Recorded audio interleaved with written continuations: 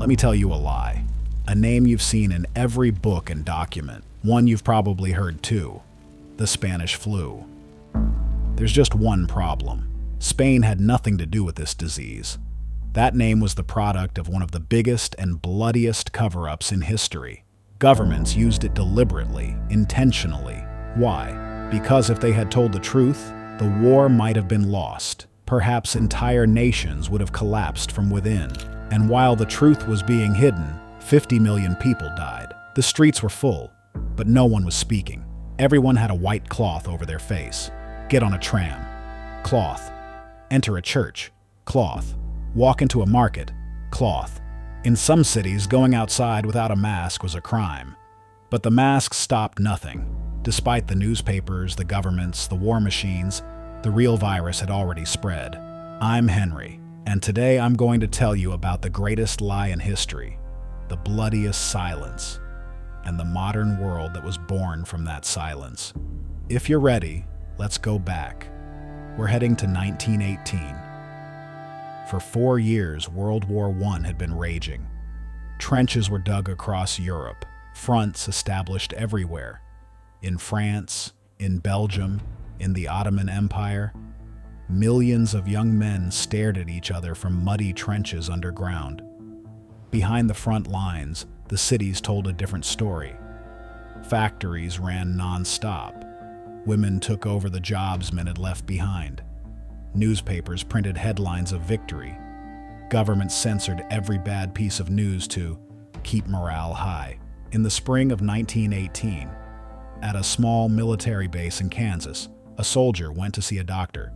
His complaints: fever, cough, headache, flu, said the doctor. Get some rest. That same day, 100 more soldiers at the base showed up with the same symptoms. A week later, 500. No one raised the alarm. Because there was a war. Because there was a front. Because it's just the flu, it'll pass. But it didn't. And here, I need to pause, because the story of that name is as dark as the pandemic itself. During World War I, every country involved had strict censorship. Britain, France, Germany, the United States. None of them could say, "There's a massive outbreak in our country." It would have destroyed public morale. The enemy would appear stronger. The war economy could collapse. Silence became a weapon.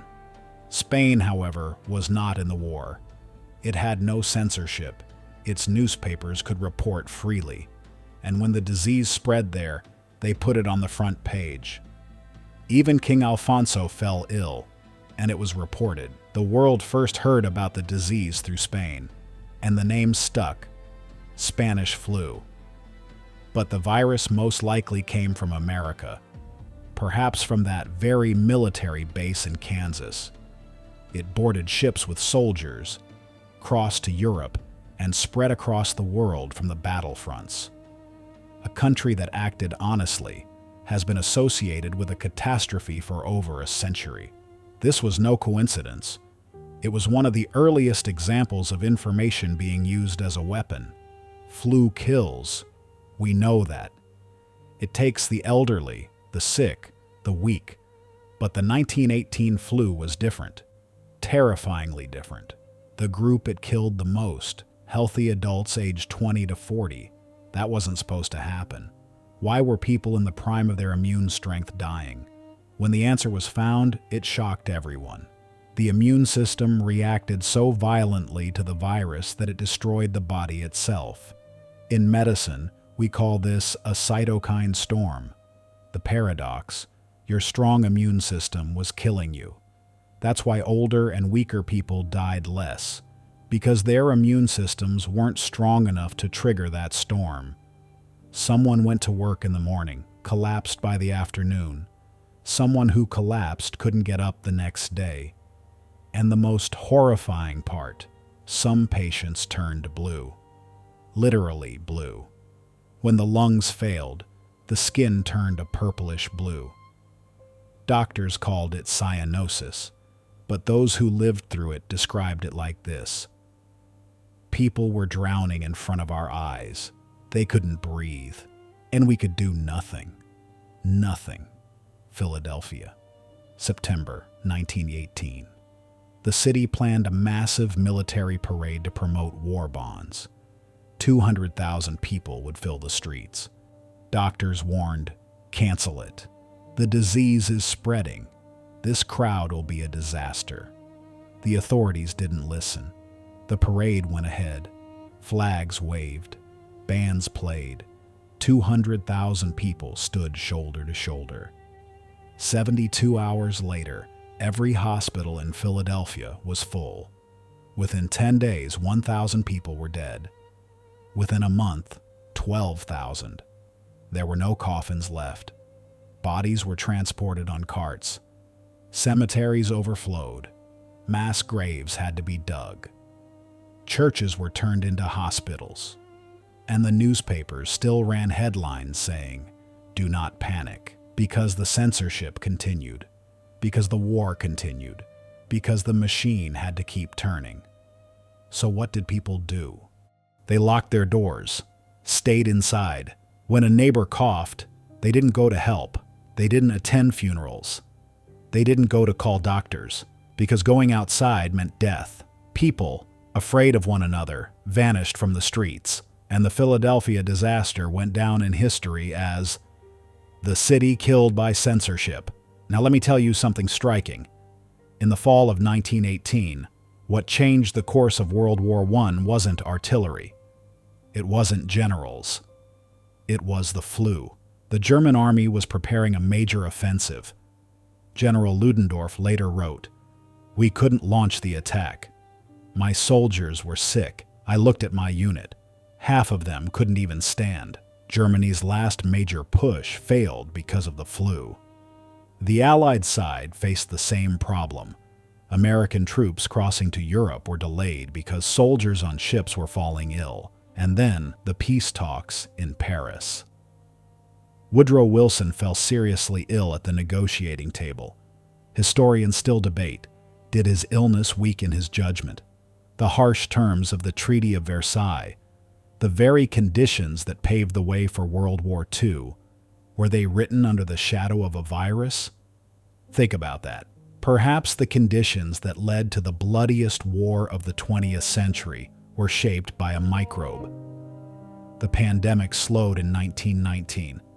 World War I had taken 20 million lives in 4 years.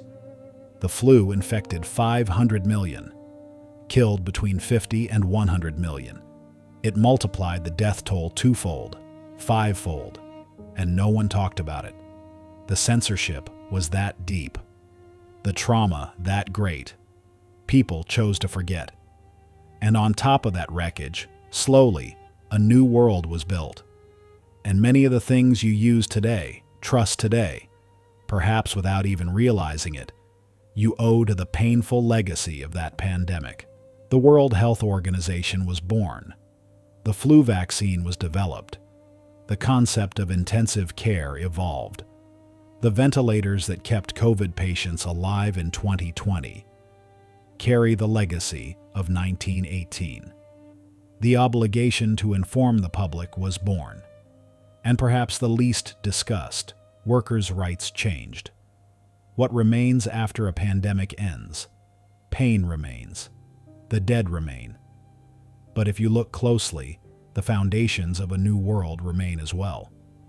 In 2020, the world said, "This has never happened before." Hadn't it? Masks, quarantine, social distancing, vaccine races. Everything we saw in 2020 existed in 1918, and more. Misinformation, censorship. In both cases, the biggest mistake was the same. Governments acted too late. The only thing missing was memory. Collective memory buries pain. When people emerged from that darkness, they chose to forget, and that forgetting cost us dearly a century later. The Philadelphia outbreak changed public health laws. The Spanish flu changed the entire system, but only after the price was paid. Every great disaster leaves a lesson. The question is, do we have to live through the disaster to learn it? Write in the comments. I'm genuinely curious, because the answers to that question say a lot about who a person is. In 1918, the world chose to forget. In 2020, it paid the price. Next time, what will we choose? We don't know yet. If you're curious, don't forget to subscribe to the channel.